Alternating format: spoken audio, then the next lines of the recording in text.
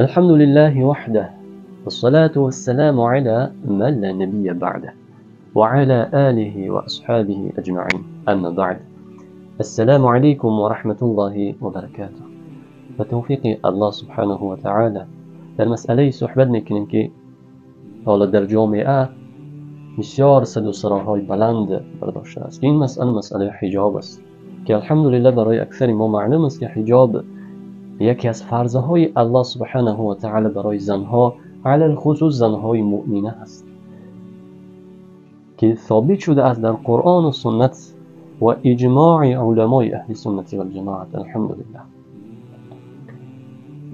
اینچنین الله سبحانه و تعالی در قرآن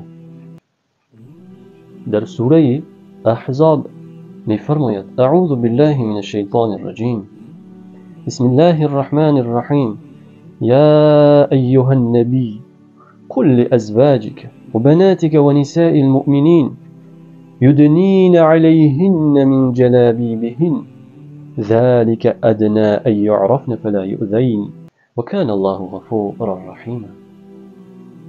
الله سبحانه وتعالى در این آیت خطاب به پیامبر صلی الله علیه و سلم میکند، میفرماید ای محمد صلی الله علیه و سلم قل لأزواجك و همسرانت بگو، و بناتک و به دخترانت بگو، و نساء المؤمنین و به تمامی زنهای مؤمنه، زنهایی که دعوا میکنند که ما مسلمان هستیم، زنهایی که میگویند خودشون را به اسلام نسبت میدهند و دعوای ایمانداری و اسلام میکنند و دعوای پیروی از دین اسلام میکنند و دعوای بندگی الله سبحانه و تعالی را میکنند، دعوا میکنند که ما امت محمد صلی الله علیه و سلم هستیم.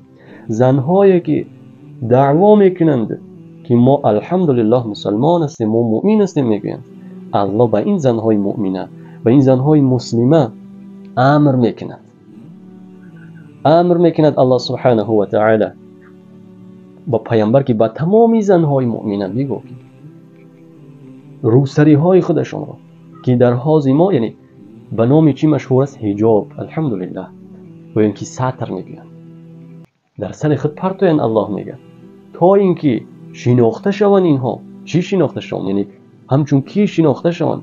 همچون یک زن مؤمنه، یک زن مسلمه شناخته شوند، تا که کفار و مشرکین وقتی نظر کنند به طرف زنهای حجاب دار، زنهای ساتردار، زنهایی که نقاب دارند، الله حفظشان کند، بدانند که اینها پیرو دین اسلام هستند، چون که حجاب از فرهنگ اسلامی است، چون که حجاب این فرمانی الله سبحانه و تعالی است.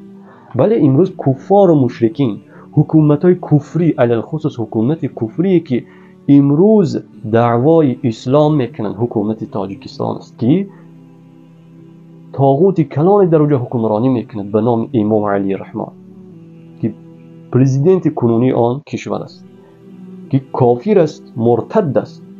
مرتد به خاطر این میگن که اون دعوای اسلام میکند، از اسلام کیها خارج شده است، چون که ضد قانون الله که این حجاب است جنگ اعلان کرده است، قانون الله را بیکار کرد. اعوذ بالله. ریش فرمان رسول الله صلی الله علیه و سلم است، قانون رسول الله را، فرمان رسول الله را بیکار کرد. نمیگذارد جوانها ریش گذارند، نمیگذارد دخترها حجاب کنند. حجاب کردن در تاجیکستان حکومت کفر جنایت است. به خاطر حجاب کردن قانون برآوردن، قانون کفریشون علاوه کردن بر اون کنستیتوسیون کفریشون، باز قانونی که هر زنی حجاب میکند اعوذ بالله 3,500 سامان، یعنی 3,500 سامان جریمه باید سپارد. اعوذ بالله یعنی معنای این سخن چی است؟ هر کسی که حجاب فرمانی الله است، هر کسی که فرمانی الله را اطاعت کند 3,500 سامان جریمهش میکنند. الله اکبر.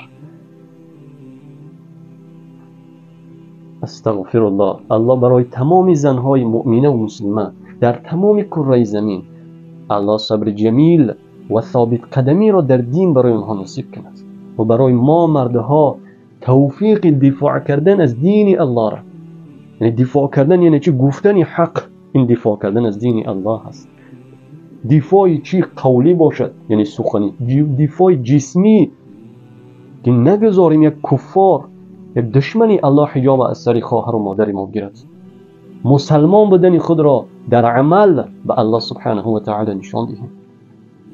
الله در قرآن میفرماید شما را الله میگه تغییر نمیدیم تا زمانی که خودتون رو تغییر. ما چگونه حرکت نکنیم به خاطر دفاع از دینمان، دفاع از ناموس و غیرتمان، باز ما منتظر شویم که الله ما را تغییر میده.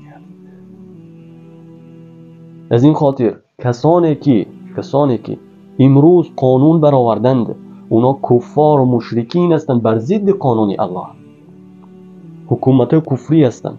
تمامی همون ساختارهایی که در اون حکومت کار میکند به مانندی چی KGB است، چی امنیت است، چی نمیدانم شستای عدل، نمیدانم دیگر کارگرهایی که دفاع از همون حکومت کفری میکنند، اینا طاغوت پرست هستند، اینا کافر هستند، اینا لشکران کفار هستند.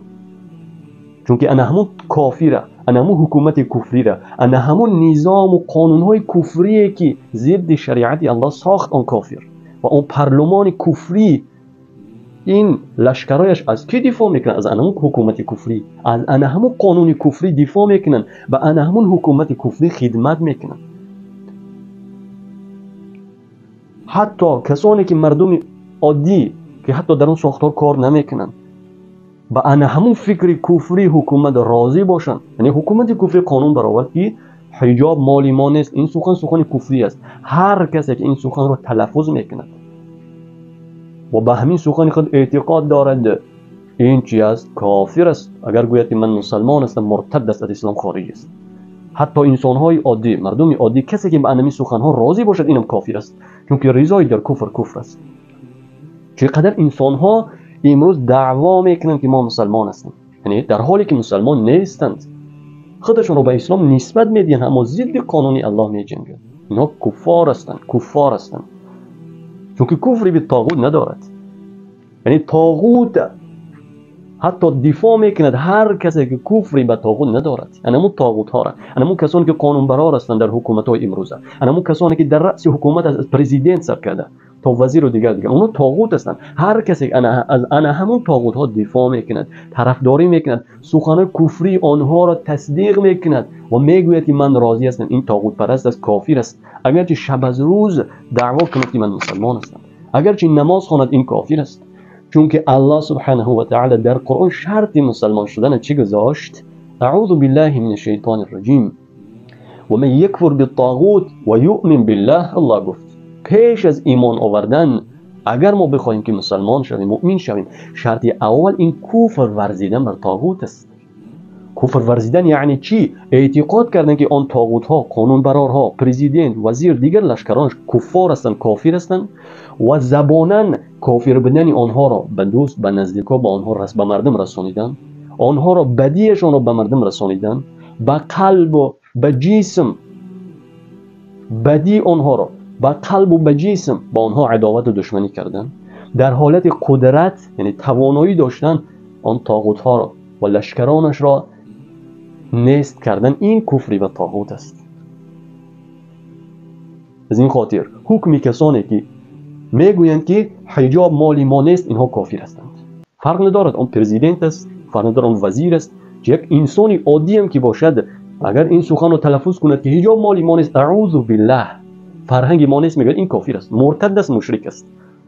چون که فرمان الله را الله امر میکند که زنهای مؤمنه حجاب کنید، اما این شخصی که دعوا میکنه من مسلمان است، میگه حجاب مال ما نیست.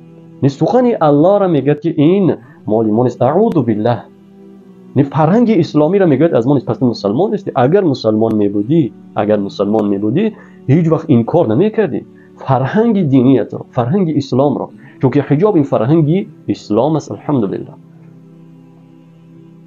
الله برای ما توفیق عمل کردنی به قرآن و پیروی کردن از راه و رویش محمد رسول الله صلی الله علیه و سلم نصیب کند و الله برای تمامی زنهای مؤمنه، زنهای موحده و مسلمه در هر کجایی که باشند، الله صبر جمیل در این امتحانی که الله بالای ما آورد و اجر عظیم برایشان نصیب کند و الله برای ما مردها توفیق و غیرت محمدی، غیرت عمری رضی الله عنه نصیب کند تا اینکه دفاع از دین الله کنیم، دفاع از خواهر و مادران مظلومه کنیم.